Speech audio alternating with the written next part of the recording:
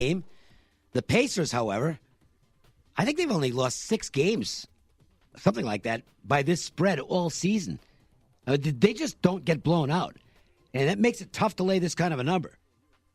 Well, something I looked up and I want to share it. It's not a great number, but maybe other people thought this.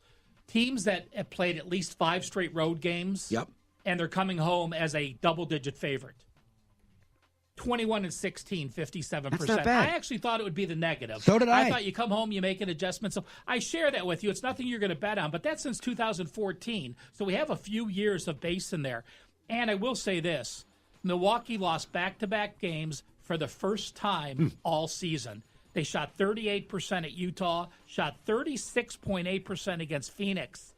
It's a rare spot where I would back a double-digit favorite. Time to go to CG Sportsbooks for our behind-the-counter report on Thursday, one of our most popular features all week long. Lots of other good stuff to talk about as well with the Moneyline guy, Will Bernanke. What's going on, Will? How are you? Oh, great, Dave. How's it going over there? Good. And listen, I know you guys are all excited about this event. I guess it started last year, and you're going to do it again this year. Hoops and Hops at the Cosmopolitan. And this is, if you're going to be involved in March Madness as a bettor or as a fan, there might not be any place better, even at the locales where they're playing the games. This might be better than that. Oh, it's incredible, yeah. The Hoops and Hops at the Cosmo, you have an open bar. And what I like is you can purchase a single-day pass or even a three-day pass. And, first come, first serve seating for that. But if you do want reserved seating, which you can get too, you can call 702-698-6797 so you can lock yourself in and we're a place to see all the games. All right, we'll give you that number again later on in this portion of the show for those who might be driving right now and can't write it down. And as Jason reminded us, a mini sports book right outside the front door when you're betting. You don't need to run down to the main facility, walk outside and bet in the hallway. But if you're smart, you got the app. You got the app. Exactly. So that won't matter. You can just sit there on one of those couches and cocktail all day long and enjoy the games, bet them, have a lot of fun. It's going to be a blast. We'll tell you more again. We'll give you the phone number again later on. Let's talk a little MLB futures. What's been happening as far as who's getting action right now on both futures and over and under win props? Okay, well, we'll start with the futures. And some of these teams you'll recognize and some of the teams you'll be shocked to hear. World Series right now, we'll start with World Series futures. Most tickets written, surprise, surprise, the Cubs and the Yankees. Cubs, we know why. Yankees, with their moves they made in the offseason, just popularity.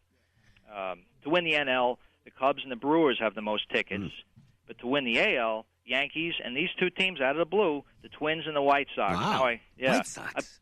I believe the White Sox came in with the anticipation of them signing at least one, if not both, of the free agents in the offseason. Yep. And, of course, that didn't happen. I don't want any part of that one, although I will tell you that I'm hoping the White Sox will win today, and they're up 5-1. There you go. I'm a White Sox fan for one day anyway.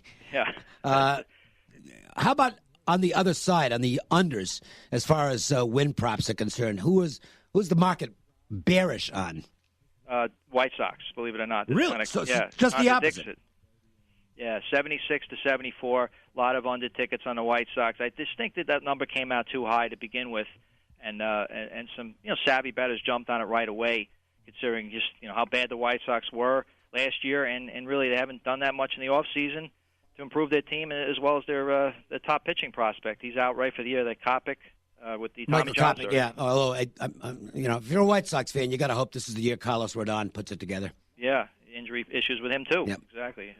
And as far as a lot of over, people just love those overs, the win totals. And the Reds, with all the moves they made, was 76.5 to 78.5. A lot of tickets written there. Phillies, we adjusted before they signed Harper, but since the adjustment, seen it gone from 88 to 89.5. So. There's a lot of over bets there. Padres, of course, with Manny Machado, 74.5 to 78. A lot of action there, and we have some division odds. To win the division, Phillies to win the NL East is right now have the most tickets written of any team to win their respective division. But, that fascinates me because, and I'll make this quick because I want to get into the other stuff. But if Donaldson stays healthy for the Braves, that is a lethal 3-4 combo with him and Freddie Freeman. And their young pitching staff, to me, should improve. I got to tell you something. If with the buzz that's out there that Craig Kimbrell is going to end up someplace in the National League East, I think I'd wait to see where he signs before I bought a ticket. Sure, and the Braves. I mean, they didn't do anything, really sexy in the offseason, but maybe they didn't really need to. I don't know. Donaldson's pretty sexy if he stays healthy. I mean, if that guy can play 140 games, he can hit. That's for sure. Yeah, and he can catch. He can field the ball too. Donaldson's a great player. It's just a question of his health. And Dave, we're going to preview the Mets coming up here. Yep. They're going to get many more wins than they had last year. No One question. would think. Yeah, you would think, right? If they can, keep their manager longer, longer than we all predict there, because Jim Riggleman brought in. I feel like he's a manager in waiting, sitting next to Mickey Callaway. Moving to VJK and now 5-0 since the Stone Age, and are we starting to see some of that momentum back, or did they really have that momentum and just it faded for a little bit? No, it's definitely coming back. Last night, the Knights went off as $1.60, I believe, favorite, and they opened at $1.45. So you can even see it from a game-by-game basis, and last night being the case. Because a team like Calgary, you would think you'd get somewhat balanced action, but that wasn't the case with the line move and the money. So definitely coming in on the Knights on a game-by-game basis, and also some futures as well. Nothing crazy, but we're starting to see some more tickets ever since they got stoned. Will, just off the top of your head, what's an average quick percentage of people that bet VJK on the money line or on the puck line? Who's VJK? VJK. Did I say VJ? You said J. I slurred my word. That's fine. Right. You think it's a golfer. You got to talk Ralph speak. Right, yeah. The percentage would be, it's about 75-25, I'm going to say. 75% money line, 25% puck line. The Lakers are not going to make the playoffs. That's a done deal. Yeah. How much of aggravation is there from that standpoint? Look, I know you guys are all going to do well with the Lakers stuff that was bet prior to the season. But at the same time, is this going to impact the volume of NBA playoff betting, at least in the early rounds, because there are no Lakers around? No, I don't think so. I think there's enough stars in the league now where bettors, are certainly intrigued by some of these matchups. Some new teams, some new blood in there. With Denver going to be in the playoffs now, be somewhat of a factor. Of course, the Bucks in the East. And some of your traditional teams still in there. The Rockets, and I think people have actually bet this playoffs more than we think, because the Rockets look like a team that could give the Warriors a great series like last year, maybe even beat them. So you don't have that sense this year that the Warriors is going to walk through everybody. At least bettors may think that. Time to go behind the counter with tonight's action. We'll get a quick rundown on where the action is on these games, whether there's sharp money, public money, whatever's happening. Pacers and Bucks, the first one we'll look at. Yeah, right now the ticket count's fairly even, but the dollars are 60% on the Pacers. So bettors are taking down to 10. They're taking the double digits with a pretty good team. We have a traditional TNT doubleheader where there's only two games tonight. So the other game is ThunderBlazers. Obviously, you're going to have a little more volume on those two games being the only action in the NBA. Yeah, and this game is a little lopsided with the favorite here. Ticket count 70% on Portland, and the money is 78% on the Blazers. So it looks like we're going to need the Thunder here, come 7:30, 7:40 when it tips. Temple and UConn matching up in college basketball. It's a big game for Temple. It's as simple as that. They really need this win if they want to try and get their at-large prospects better than what they are right now. They're still in the hunt, no question about that. Is the public buying that angle? Yeah, the ticket count, I actually was kind of surprised here. Ticket count was fairly even, but 75% of the money's come in on Temple, considering that they need this game. And UConn is pretty much, unless they go on some crazy run in their conference tournament, they're not making the NCAA. So it looks like we're going to need UConn here, and most of the money's coming in on Temple. Two of the six teams in the Big Ten with 20 or more wins match up. Iowa and Wisconsin, of course. Iowa without their head coach. Any effect on the betting line, or normal action as you would see it? No, they're on the dog here. High number for a team that's 21-8. Right now, ticket count is 70% on Iowa, and the dollars are 80% on Iowa. So it looks like right now we're going to need Wisconsin, which is a rare instance, like a public dog here. We got a must-win game here, I believe. Cincinnati at Central Florida. UCF, they really helped themselves with the performance against Houston, and they could help themselves even more if they can beat Cincinnati tonight. What's happening in the market?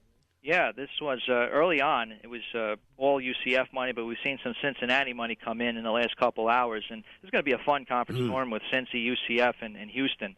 In that American tournament there. But 60% of the money still, 6% of tickets still on UCF, and the money's about even right now. Well, anyone explain to me how Indiana could be 3-11 their last 14 Big Ten games and beat Michigan State twice and Wisconsin? And they're back in the hunt for the tournament. Yeah, you know what? I can't explain it, but Illinois, we know, has a young team that continues to play hard for Brad Underwood. Tell us about this game. I think you guys would figure. I'll tell you this, and you probably would have said it before I did. The ticket count's 3-1 in Indiana, and the dollars right now are 62% on Indiana. So they're betting that the hot team here, or sort of hot for Indiana, for them, and they're getting points here. So bettors are on the short dog. We always like to touch on the Pac-12. We will do so as UCLA plays Colorado.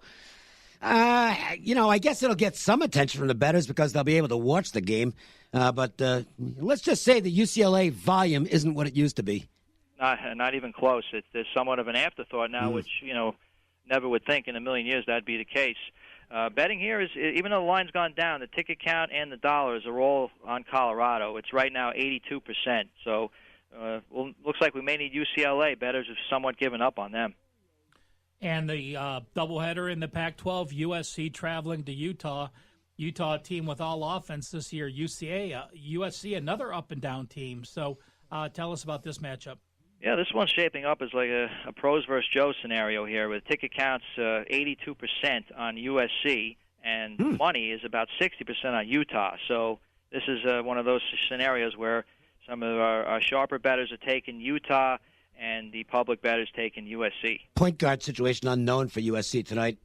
Porter, I don't know if he's playing or not. Yeah. That might be addition by subtraction. He's been awful for them. Just absolutely terrible. Two road wins in the Pac-12 this year, Washington State and Cal, and that's it. Yeah, and it's really, well, I've seen enough of this team to watch to make the assessment that their point guard position has been such a problem for them this year. That's why USC won't be in the NCAA tournament. They could never find a point guard. They just ought to go to the freshmen at this point and see what happens. Any of the conference tournament games getting any significant play? Right now, nothing crazy. Did see some Fairfield money pop up earlier today. Nothing lower volume, but some Fairfield money come in, a little sharp money on Fairfield. But other than that, these games have been pretty balanced or just low volume. I think the bettors are waiting for these smaller tournaments to have some of the better teams playing, or the tournament finals, of course, but some of the better teams. I think that, like Lipscomb, that's a really good sleeper team. Listen, I mean, if you get a Belmont Murray State matchup in the OVC, that's going to get a lot of action. That'll rival any big conference game, really, believe it or not. Yeah, a lot of people know about Murray State because of Morant, who's an amazing player. And, Rick Bird's done this for so many years with Belmont. He's a great basketball coach, and that could be fun if they make it to the finals against one another. Once again, Hoops and Hops, and I'm glad you have the phone number, so if people want to write this down and make their reservations and get in on what should be an absolutely phenomenal event. Yeah, the phone number is 702-698-6797 if you want to reserve your seating for the Hoops and Hop event. And but, as far as betting goes, you don't want to have to leave your seat too many times and wait in those long lines. So make sure you download the app, sign up for an account. We have a $68 bonus right on through the NCAA tournament. So make sure you sign up. It's up to $68, and definitely take advantage of that, and you can turn that into thousands right away, right? All these games. There you go. And that's like if you what is it? If you deposit 68, you get 68. Is that the way it works? Yeah, up to 68, right? So not bad, huh? 68 or higher, that's the cap. Free money. Take advantage of it. Will, good job as always. And we'll mention, by the way, that Will usually does the Wager Talk podcast on Thursday, and gets a lot of this information out, but there is no Wager Talk podcast today. Marco's in Arizona watching baseball. Ralph and myself said to hell with him. We're not going to do it. And so, Will, you got the day off from that show. Great job today on this show. Yep, no, that's definitely looking forward to it. I'll be in Arizona myself next week to see some games. There you go. Any team in particular you want to watch? Yeah, San Diego. I want to see Machado play. I'm telling you something. Do you see I just saw this yesterday. They've already done like an additional $4 million in ticket revenue just since Machado signed. I'm telling you, it's no longer going to be a cinch to get great seats for Padres game at less than face value. No, what people don't think about either is that the season tickets, all that, it pays for itself, the guy's salary. So when they say, oh, they're overpaying for a player, you're actually making that up real quickly and even more, above and beyond that. Awesome stuff, Will. Have a great day, man. You too. Will Bernanke. Follow him on Twitter at The Moneyline Guy. Today's Big League Baseball preview is on the Mets, and that's next. The Las Vegas